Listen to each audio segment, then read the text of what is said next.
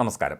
സർക്കാരിനായി കേരളഗാനം എഴുതാൻ ആവശ്യപ്പെട്ടിട്ട് അക്കാദമി തന്നെ അപമാനിച്ചുവെന്ന ശ്രീകുമാരൻ തമ്പിയുടെ ആരോപണം സംബന്ധിച്ച വിവാദത്തിൽ കേരള സാഹിത്യ അക്കാദമി ചെയർമാൻ കെ സച്ചിദാനന്ദൻ പ്രതികരിച്ചു. വിവാദങ്ങളുടെ പശ്ചാത്തലത്തിലാണ് താൻ പ്രതികരിക്കുന്നത് എന്ന് അദ്ദേഹം ഫേസ്ബുക്കിൽ കുറിച്ചു.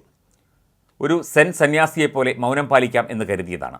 പക്ഷേ അസത്യപ്രസ്താവനകളും വാർത്തകളും തുടർച്ചയായി വരുന്നതിനാൽ ഇത്രയും വ്യക്തമാക്കാതെ വയ്യ എന്ന് തോന്നി എന്നാണ് അദ്ദേഹത്തിൻ്റെ പ്രതികരണം.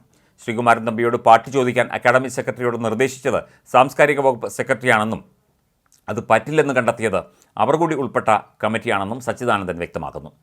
അംഗീകരിക്കും എന്ന ഒരു ഗ്യാരണ്ടിയും നൽകാതെയാണ് ഇതെന്ന് പ്രത്യേകം സൂചിപ്പിക്കുന്നു. പറ്റില്ലെന്ന് കണ്ടെത്തിയത് എല്ലാവരും കൂടി ഉൾപ്പെട്ട കമ്മിറ്റിയാണ്. ഇതിൽ ഒരു വാഗ്ദാന ലംഘനവുമില്ല. ഞാൻ ആ കമ്മിറ്റിയിലെ വെറുമൊരു അംഗം മാത്രമാണ്. സന്നിഹിതരായിരുന്നവരിൽ ഒരാളും വസ്തുനിഷ്ഠാ കാരണങ്ങളാൽ തമ്പിയുടെ ഗാനം അംഗീകാരയോഗ്യമായി കരുതിയില്ല എന്നും സച്ചിദാനന്ദൻ കുറിച്ചു. ഗാനം എഴുതി നൽകിയ ശേഷം അക്കാദമിയിൽ നിന്ന് ഒരറിയിപ്പും ലഭിച്ചില്ല എന്നാണ് ശ്രീകുമാരൻ തമ്പി പറഞ്ഞിരുന്നത്. സച്ചിദാനന്ദനും അക്കാദമി സെക്രട്ടറിയുമാണ് ഗാനം എഴുതാൻ ആവശ്യപ്പെട്ടത്. തുടർന്ന് കേരളഗാനം ക്ഷണിക്കുന്നു എന്ന ചാനലുകളിൽ പരസ്യം നൽകി. 3000-ലധികം പാട്ടെഴുതിയ താൻ ഒരു ഗദ്ദികവിക്ക് മുന്നിൽ അപമാനിതനായെന്നും ശ്രീകുമാരൻ തമ്പി പറഞ്ഞിരുന്നു. സർക്കാരിനായി ശ്രീകുമാരൻ തമ്പി എഴുതിയ കേരളഗാനത്തിൽ ക്ലീശേ പ്രയോഗങ്ങളുണ്ടെന്ന സച്ചിദാനന്ദൻ്റെ പ്രതികരണത്തിന് പിന്നാലെ ശ്രീകുമാരൻ തമ്പി ഫേസ്ബുക്കിൽ വിമർശനവുമായി രംഗത്ത് വന്നതോടെയാണ് വിവാദം കടുത്തത്. കൊച്ചുകുട്ടികൾക്ക് പോലും മനസ്സിലാവുന്ന തരത്തിലാണ് വരികൾ എഴുതിയത്. ഹരിതഭംഗി കവിത ചൊല്ലും എൻ്റെ കേരളം, സഹ്യഗിരിതൻ ലാളനയിൽ വിലസും കേരളം, ഇളനീരൻ മധുരമൂറുമെൻ മലയാളം, വിവിധ ഭാവധാരകൾ തൻ ഹൃദയ സംഗമം എന്നിങ്ങനെയാണ് പാട്ടിൻ്റെ തുടക്കം. ഇതിൽ ഏതാണ് ക്ലീശേ? ഇളനീരാണോ? എങ്കിൽ സച്ചിദാനന്ദൻ മലയാളിയല്ല എന്നും ശ്രീകുമാരൻ തമ്പി പറഞ്ഞിരുന്നു.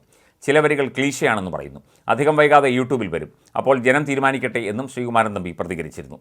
സച്ചിദാനന്ദൻ്റെ പ്രതികരണ ഫേസ്ബുക്ക് പോസ്റ്റ് ഇങ്ങനെയാണ്: ആയിരക്കണക്കിന് സഹൃദയർ എൻ്റെ നിലപാടിന് പിന്തുണയുമായി വരുന്നുണ്ട്. അവർ അറിയാത്ത ഒരു കാര്യം, ശ്രീ തമ്പിയോട് പാട്ട് ചോദിക്കാൻ അംഗീകരിക്കും എന്ന ഒരു ഗ്യാരണ്ടിയും നൽകാതെ അക്കാദമി സെക്രട്ടറിയോട് നിർദ്ദേശിച്ചത് സാംസ്കാരിക വകുപ്പ് സെക്രട്ടറിയാണെന്നും അത് പറ്റില്ലെന്ന് കണ്ടെത്തിയത് അവർ കൂടി ഉൾപ്പെട്ട കമ്മിറ്റിയാണെന്നും ഉള്ള കാര്യമാണ്.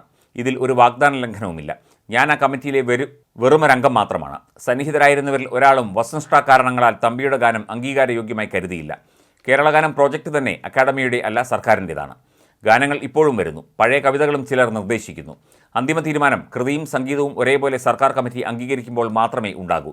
ഇക്കാര്യത്തെ എന്തോ വ്യക്തികാര്യമായി, മാനാപമാനകാര്യമായി അഥവാ അക്കാദമി കാര്യമായി ചിത്രീകരിക്കുന്നവരുടെ സത്യസന്ധതയും രാഷ്ട്രീയവും മനഃശാസ്ത്രവും പരിശോധന അർഹിക്കുന്നു.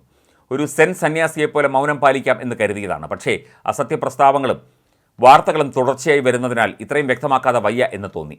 വിമർശകരുടെ ഭാഷ എനിക്ക് അറിയാത്തതിൽ ഖേദമില്ല. അത് അവർ തന്നെ വെളിപ്പെടുത്തുന്നു. സത്യങ്ങളെല്ലാം ഞാൻ ശ്രീ തമ്പിക്ക് നേരിട്ട് ഇമെയിലായി മിനിഞ്ഞാന്ന് തന്നെ എഴുതുകയും ചെയ്തിരുന്നു എന്ന് പറഞ്ഞുകൊണ്ട് കെ സച്ചിദാനന്ദൻ്റെ ഈ പ്രതികരണ ഫേസ്ബുക്ക് പോസ്റ്റ് അവസാനിക്കുന്നു.